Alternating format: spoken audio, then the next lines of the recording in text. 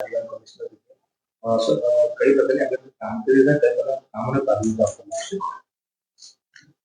સુરત મહાનગરપાલિકા જ્યારે વિશ્વમાં મોસ્ટ લિવેબલ સિટી તરીકેનું એક ઓળખ મેળવી રહી છે, ત્યારે રાજ્ય સરકારનું ધ્યેય છે કે અર્બન ડેવલપમેન્ટ યરની અંતર્ગત આપણા શહેરો લોકોની આજીવિકા સાથે જોડીને ક્વોલિટી ઓફ લાઈફ પ્રદાન કરવા માટેનું જે પ્રયત્ન છે, એમાં માનનીય મુખ્યમંત્રીશ્રી, નાયબ મુખ્યમંત્રીશ્રી એમના જે અલગ અલગ આયોજનો છે એને પૂરેપૂરું સાચા અર્થમાં જમીનમાં ઉતારવાનો પ્રયત્ન કરવામાં આવશે.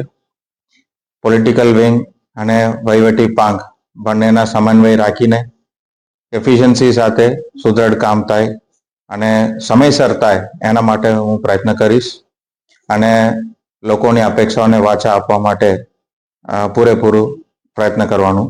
કયા કામોને પ્રાથમિકતા આપવામાં આવશે? લોકોની મૂળભૂત સુવિધા છે પાણી, ગટર લાઇન, ડ્રેનેજ અને જે સોસાયટીના અંતર્ગત પણ જે વ્યવસ્થાઓ ઊભું કરવાનું છે અને સામાન્ય જનમાનસને જે વ્યવસ્થા કરવાની છે એને પ્રાથમિકતા આપવામાં આવશે.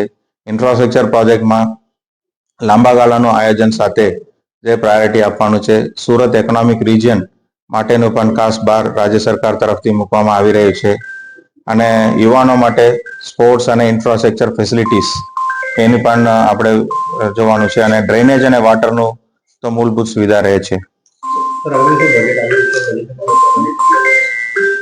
બજેટ માટે અત્યારે તૈયારીઓ પૂરેજોશ ઉપર ચાલી રહ્યું છે અને એમાં અધિકારીઓ અને પદાધિકારીઓ સાથે બેસીને ટૂંક સમયમાં એનું જે રૂપ છે એનું આકલન કરવામાં આવે અને ઝડપથી એનું જે ડિસિઝન્સ છે એ લઈને આપણે આગળ વધવાનો પ્રયત્ન કરીશું.